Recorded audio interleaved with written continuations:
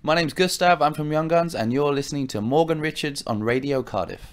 Hey, I'm Morgan Richards from Radio Cardiff from 98.7 FM, and I'm extremely pleased to say that I'm backstage at the Plas music venue here in Cardiff. I'm joined by a band who have finally returned back to home soil after being away for so long. They started speaking in tongues, basically living in the States the past 18 months or so, and really coming to grips with the weight of the world. It's of course those UK alternative melodic rock giants, the ones and zeros. It's the lovely Mr. Gustav Wood of Young Guns. Hello, how you doing? That was a brilliant intro, nicely done. Oh, thank you. How's things? Good, thank you. Very well. Yeah, we're really excited to be back on the road, on home soil again. It's actually lovely. As you say, it has been quite some time. So we've been really excited about doing this, and we're really excited to it feels like we're back again, which is a great feeling. Oh, well, awesome. Great to hear.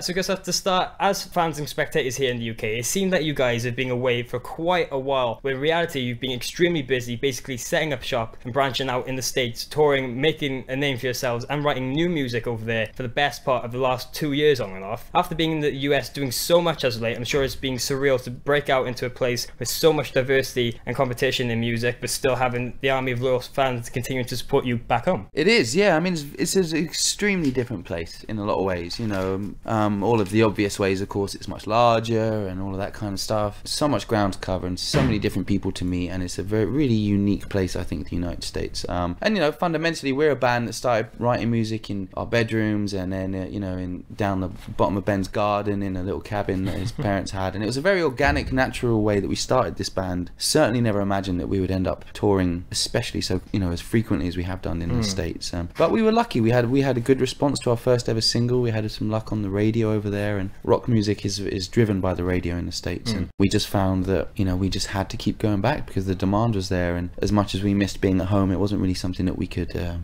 not do, if that makes sense. But having said that, we are very glad to be home because we are from here, and this is the place that we understand and the place that we feel comfortable in, so we're very glad to be back. Oh, well, fantastic. And as I mentioned, we're spending all that time in the States. You've been working away, writing and recording towards your third full-length studio album that you've finally now announced to be titled Ones and Zeros and set to be released on the 8th of June for Virgin EMI Records. I'm sure you guys, like everyone else over here, are extremely excited to get this new record out and people to hear new music, with it being such a long wait and your first real release of new material in almost 3 years. Yeah, which is a long time in this day and age. To us, it doesn't feel like that long in some respects, because obviously we've been busy pretty much the whole time, whereas it might feel like if you're from the UK, then it might feel that we've just kind of disappeared, but actually we've been touring solidly the whole time pretty much. So that's kind of weird, but I think we're really proud of the material we've written, and I think that because we live in a day and age where there's this constant need for output, if you're in a band, to be away for a year or more is considered a very bizarre and dangerous thing, and I think that's a shame in some respects, because music takes time and you have to work hard, and there's a lot of people in the world to reach out to, and we don't consider ourselves to be, or we don't want to be limited by the fact that we're a UK band. That's not something that we're interested in being. So that's kind of one aspect of it, but fundamentally we're really proud of the new material. We can't wait to show it off. We've really grown as a band, and we're stoked to kind of hit the road again. And so far, leading up to the release of the record, you guys have had some fantastic response with the main singles and I Want Out and Speaking in Tongues, with them having this real energized anthem, chorus driven melodic vibes, really showing how much you've put into the writing, and a slightly diverse sound between the two as well. Is this a bit more of what we can expect from One and Zeros, or is there going to be a bit more other surprises for people this time around? I think it's a very diverse, or I should say a really broad album, and so I wouldn't necessarily say that the two songs that people have heard so far are indicative of the style from song to song. I think we're really pleased because we've been able to showcase the kind of breadth and cross-section of the different kinds of songs that we want to write. I think it's really important. Rock music, and I think rock bands in general, I think it's very easy to feel a little limited, because there's this idea that unless you're playing this kind of beat, or unless your guitars are distorted to this degree, or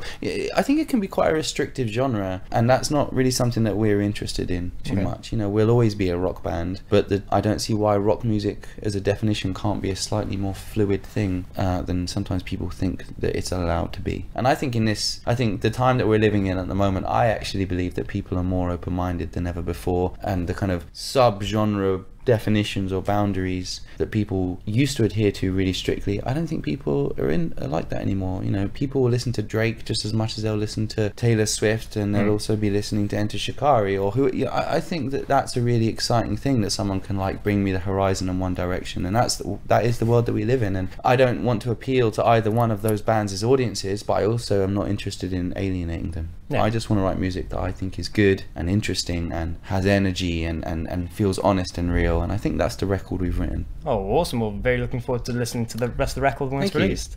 And with those two tracks as well, I've noticed that there seems to be a pretty huge funky bass lines in the verses grabbing your attention, but is signaling out certain instrumentation something really reaching out on the record this time around? That's a good question.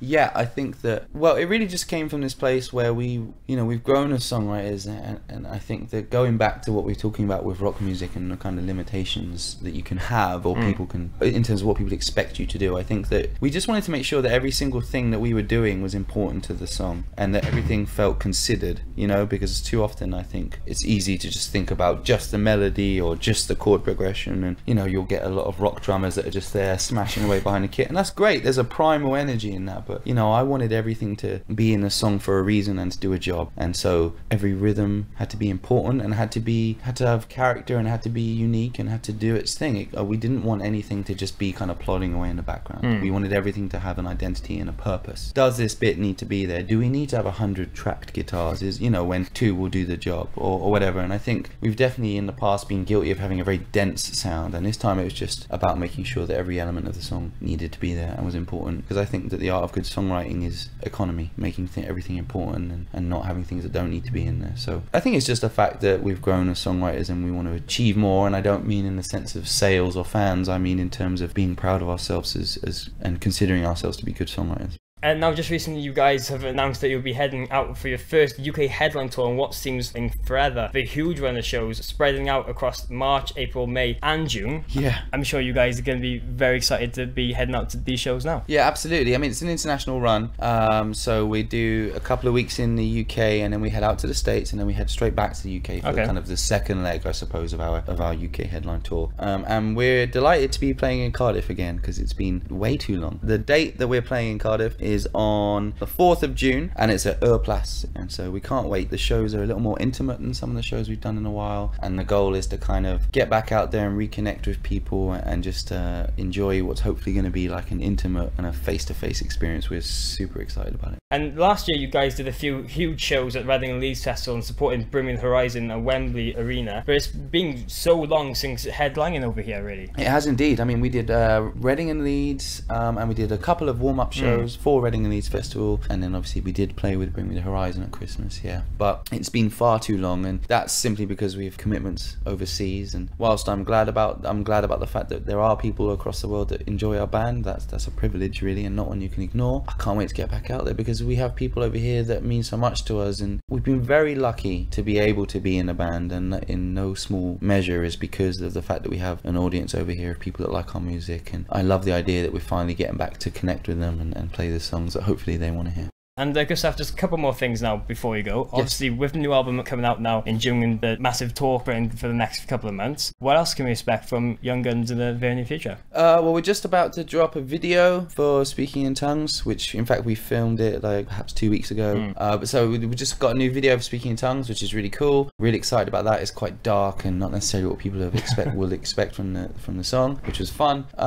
More touring, bunch of festivals over the summer, a whole bunch more singles, and really the idea is for us just to be back on the ground, on home soil, touring as much as we can and pushing this thing as far as it will go. Oh, fantastic. Well, great to hear. Well, that's about it. Cheers, Gustav, for taking time out to have a quick chat with me. Of course, thank you. Best of luck now with the release of the album and the tours over the next couple of months, and hopefully I can catch up with you again very soon. That's great, mate. Thank you very much. Right.